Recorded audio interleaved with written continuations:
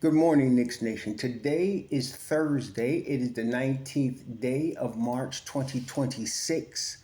And I hope this Thursday finds you safe and healthy, and that your family is also safe and healthy, and that the needs of you and your family in terms of food, shelter, clothing, as well as health are being met today. Blessings upon those that work in the area of health, along with first responders doing their jobs to save lives. Those also that pick up garbage to keep our places clean, and those that make deliveries for our convenience. Double blessings on the men and women that are out here trying to help, rescue, deliver, and recover teenagers and children, victims of child molestation and pedophilia. Those that are helping the people that are victims of prostitution, child prostitution, pornography, child pornography, human trafficking, and sex slavery. Double curses on the perpetrators, the profiteers, and the perverts that create the demands that cause these industries to exist. Finally, double blessings on the homeless. More than 700,000 men, women, children, families, senior citizens, military veterans living on the streets of the United States of America, and millions around the world in similar or worse conditions. Blessings upon them, for theirs is the kingdom. So we've been getting good news, which I said about a month ago. I was expecting that Deuce is getting closer to coming back. Deuce is one of those keys. The thing is, I mentioned this before, but a lot of people focus on the starting five of teams, and rightly so. You know, the starting five is the highlight. The starting five is supposed to be your best unit. And so, you know, you need a strong starting five, obviously, to win a championship. But what most people don't understand is NBA champions need more than a good starting five or even a great starting five. You need a bench, okay? And generally, historically speaking, at first, back in the time of the Walt Frazier's and the John Havlicek's and the Bill Russells, it was really the Boston Celtics that initially put the emphasis on the sixth man. They had the starting five, and in those days, the starting five generally played most of the 48 minutes, but then you'd have a sixth man. Now, the Celtics would have various ones. Sam Jones was one, John Havlicek was another, and they started having that sixth man. Then the Knicks did it. Also, when they was winning championships, you know, you had Starworth, sometimes you had Dean Meminger, you had six man, Mike Reardon, guy coming off the bench, and that was basically the team, right? That was your championship team. Then came later on where they would add, you know, three big stars, either draft and develop, like your James Worthy, Kareem Abdul-Jabbar, Magic Johnson. You would get three big stars, or Bill Walton, Larry Bird, Robert Parrish, you know, Kevin McHale. You would get that, and that would be enough, and that lasted for a while.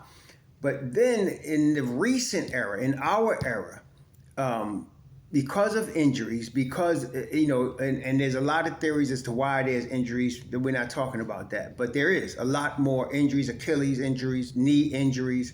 And so people started now trying to conserve their strong starting fives and create more depth on the bench. It was a difficult balance because of the salary cap. Okay, so you got three guys in Miami, Wade, LeBron, Bosh came together, and you had a whole bunch of good veterans that's looking for that ring. Gary Payton, you know, Shane Battier, looking for the ring, right? So they could add to your bench, right? Because they're not going to come on the floor and make a lot of mistakes. So now, as we're now in this last, let's say, 3 to 5 year period, the champions generally are now, whereas before they started going 6 deep, right, in the 60s, then they went maybe 7 deep, because, you know, you had like a Bob McAdoo that was on Lakers and won his chip with the Lakers, and then, you know, and then you had other teams follow suit.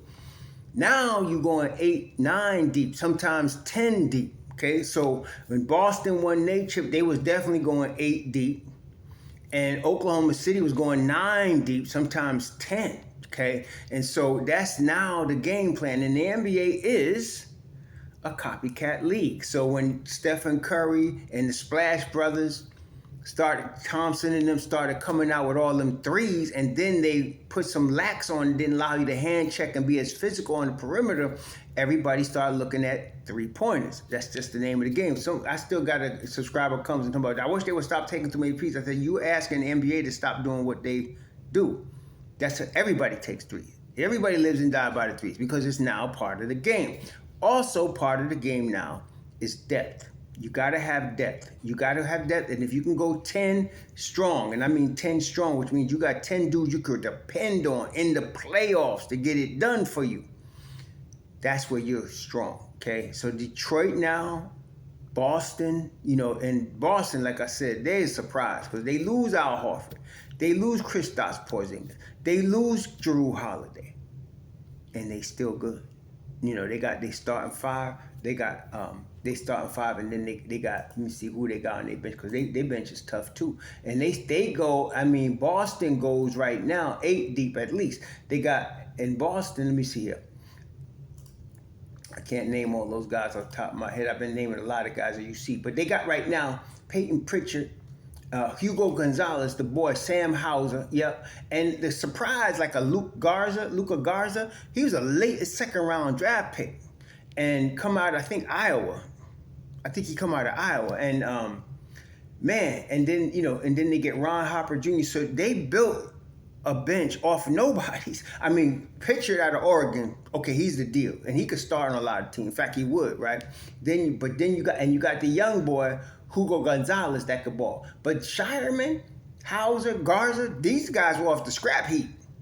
And the Celtics developed them, and now they got a strong bench. So you got White, Brown, Hauser, Tatum, and Cater. Again, Utah State, I think this boy came out, and they developed him. So now you got a strong 8. Peyton, Shireman, Gonzalez. Watch, you got strong 10. Peyton, Shireman, Gonzalez, Hauser, Garza. You got a strong 10. So last night, Boston, of course, destroyed the Golden State Warriors. They beat them by 21. Okay?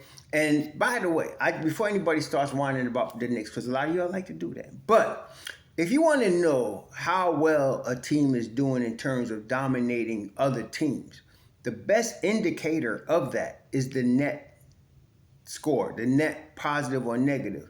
So right now, the Knicks in the East are third in net rating. So they win their average game by about 7 points. So does Boston. So does Detroit. So no matter what you're seeing, what people are talking about, that's really what you want to know. They're struggling against bad teams or what? No, they're not. They're winning every game by 7 or more points. Okay? And if you look at this recent streak, there were several teams they beaten by more than 20, the Knicks. So don't stress. But last night, the Celtics destroyed the, of course, there was no Stephen Curry, but they destroyed them by 21. Now, looking at last night, 1, 2, 3, 4, they're starting 5. Tatum, Hauser started last night. Cater, Derek White, Jaylen Brown. Garza played 18 minutes.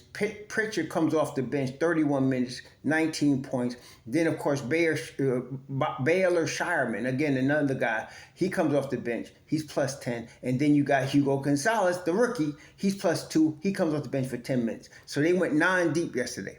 And you're going to continue to see that. Now, what about our Knicks? Well, same thing, see? Our Knicks are 9 deep. Okay, so now you go to the Knicks and you're talking about what? What am I talking about? Brunson, Hart, Bridges, Anunoby, Towns. And you got knuckleheads that's talking about changing the starting lineup. Let's not even mention them. But anyway, then you got Alvarado, Shamet, Clarkson, Mitchell Robinson. Says for. Then, of course, now you got Deuce McBride coming. And then, of course, we know we got Kumo D as well. Okay, so we got Deuce McBride, Kumo D. That's 11. Now, efficiency-wise, 11 is too much. And that's the thing. You can't play everybody. 11 is too much. Somebody's going to lose their spot. It's just the way it is. 10 is probably the limit in terms of getting efficiency, especially talking about the playoffs. 10 is that's your max. Okay, somebody might get 2 or 3 minutes here and there, but I'm talking about rotation minutes. 10 is your max. So you know you're gonna have Mitch Rob, you know you're gonna have Shamet, you know you're gonna have Deuce. So the question is, Alvarado, Clarkson, Muhammad Diawara. Okay, that's what you that's a good problem to have, right? So it depends on what you need. That's up to Coach Brown. But right now, Robinson, Towns, and Shamet coming with Deuce. I mean Towns. I keep saying Towns for some reason. BSPN got him in the second. Anyway, Mitchell Robinson, Carlin, Shamet, and Deuce, and then you probably Clarkson's been bought. And this is the thing. A lot of y'all, and I understand you've been whining for Mo D. Somebody had the nerve to say he's clearly. They said he's clearly better than Mikal Bridges. I know it sounds crazy, right? But no, Muhammad, and I told him Muhammad Diawara is getting A's in grade school. Mikal Bridges is a PhD. That's the difference. And this is the thing. When you get to the playoffs, you need PhDs. I'm not saying Mo D won't get no minutes. I'm saying don't be surprised if he don't get rotation minutes. They're going to probably use him. You can get him, you can give somebody a couple minutes blow with a guy like that and not lose much because, we know what he brings to the table. So with Deuce coming back, though, so check this out. So Deuce, look, Shamet is a tremendous perimeter defender. So is Deuce. Matter of fact, it could be argued that Deuce is better. Alvarado is also a tough 94-foot defender. So is Deuce. It could be argued Deuce is better. Okay? Shamet is a tremendous spot-up shooter. It could be argued Deuce is better. Matter of fact, if you look at the best three-point shooters on the Knicks for this season, Deuce is the best, 42%. You know who's second? The guy y'all wanted out the starting lineup, Josh Hart. Somebody said he clearly can't shoot. You can understand why I get frustrated with some of these fools. Hart is shooting 40% from three for the season. Yes, he goes through periods where he can't shoot, but that don't mean you take him out the starting lineup. And this is where I want some of you knuckleheads to take note. You don't make changes for a bad stretch. The media goes crazy on the bad stretch, and some of you fools are so brainwashed that you go crazy with it. But no, you stick with what works for the long term. So here's Josh Hart. Josh Hart has appeared in 56 games out of the 68. He's missed 12 games. Not bad.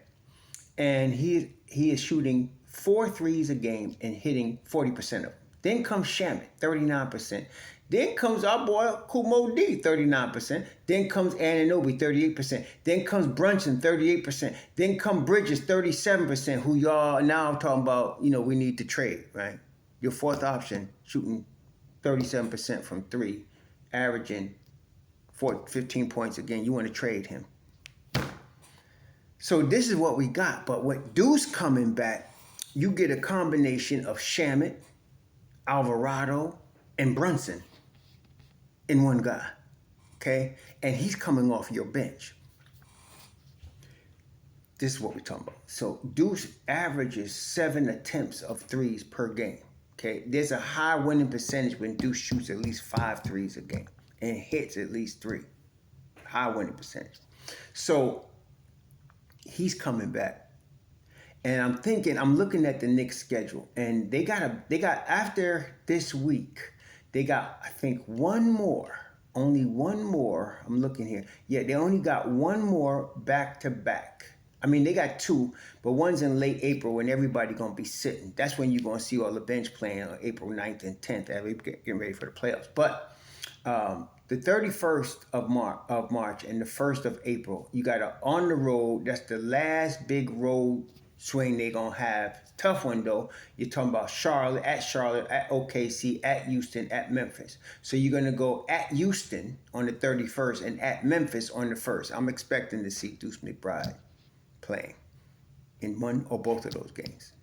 So here we go. In fact, I was thinking he'd be back by the 24th, which is coming up. The 24th is next Tuesday. And I'm still not giving up hope because I want to see Deuce back. I don't want him to rush back now. I want him to get hurt again. But I want to see Deuce back because now Deuce, with the squad we got, and this is the thing here. Okay, we have documented, talked about our boy Brunson sharing the basketball. Of course, not only have I been talking about it and others been talking about it, of course, Josh Hart jokingly mentioned it the other day. Why'd you score 33? Because I can get the ball more. And they asked McCall, what's going on? The ball's not finding me. JB hears that. The ball's not finding me, is what McCall said. And that's a perfect description. Why? Because McCall moves without the basketball. So you got to find him when he's moving. That's how he scores. So he said, the ball's not finding me, point guards. And then Hart says, I'm getting more shots because Brunson not here. Now look, let's not get carried away.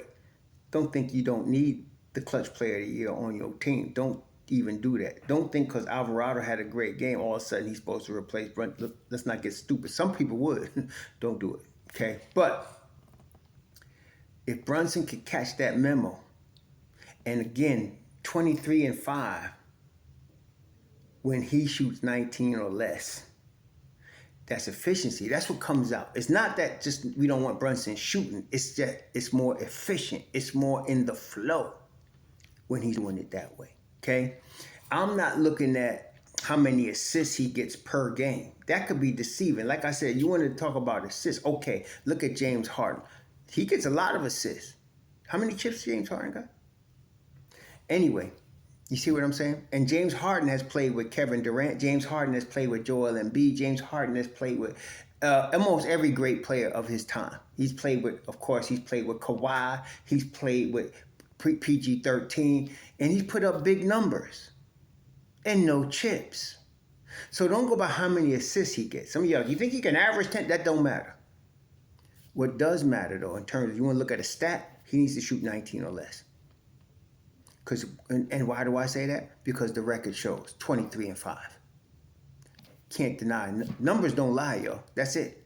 Okay? So some of y'all say, well, you're too hard on Brunson.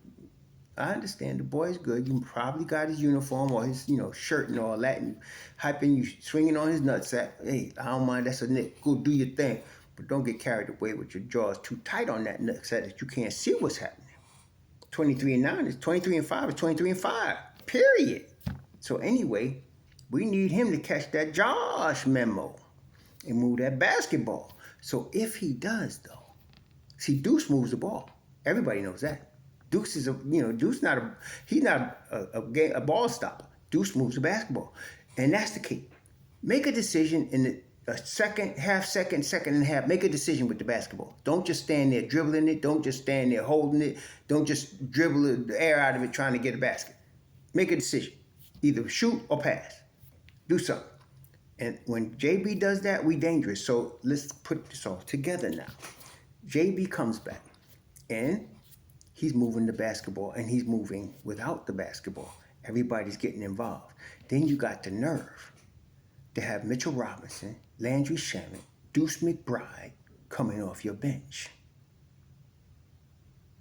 You got the nerve to have these brothers coming off your bench. Landry Shamet, Deuce McBride, Mitchell Robinson. And I'm thinking, I know, it's going to be between Alvarado and Clarkson. You might get both of them in there. Because you really could put Alvarado at the point and run Deuce and Clarkson on, you could do three guards. And then you could have Mitch Rob in there. You could do that with Sharon. But, you could rotate that. And you still could use an OG, a McCall, a Josh, a Karl Anthony Towns. And he has done that. Brown, I'm not talking theory. Brown has already done those combinations and done them effectively. So now you will have at least Mitch Rob, Shamet, Deuce coming off your bench with either Alvarado or Clarkson. And then you could add an OG. You could add a Karl Anthony Towns if you want. And he will do that. You could add a Josh Hart. You could even have Brunson in with that crew. And they will flow. See, this is the thing.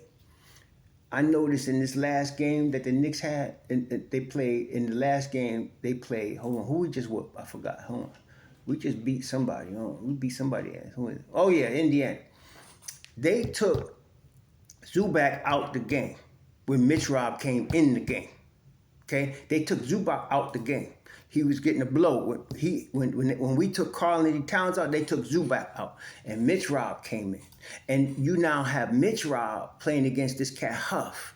That's when Huff and Puff's house was blown down because Mitch Rob was all in his ass. So now you have Mitch Rob out there against second unit dudes.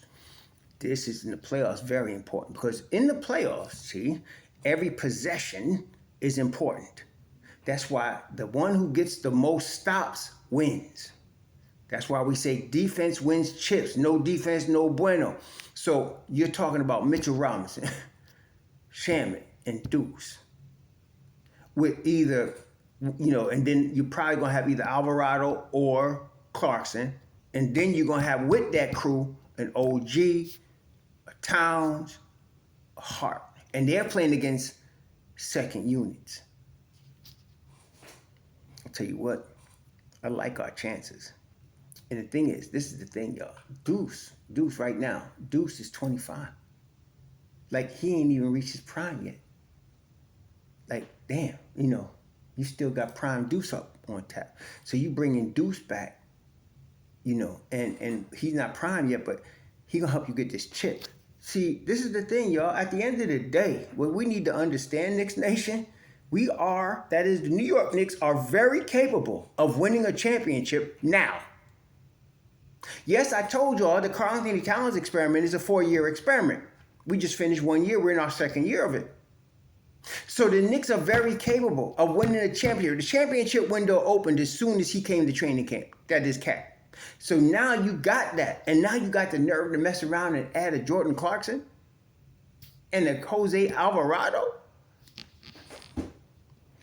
I like our chances, y'all. I like how we doing business, man. And so here, I'm excited. Deuce is coming back. Deuce is coming back. We're excited. And guess what? For good reason. Let's get this dude back. Let's get this chip on the road. Let's start rolling. Now, tomorrow we play Brooklyn. I ain't going to sleep on Brooklyn, but the big thing about Brooklyn is don't get hurt. Nobody get hurt. That's it. Play our game, take care of business, and don't get hurt. We'll talk more about that tomorrow. You all enjoy your Thursday. So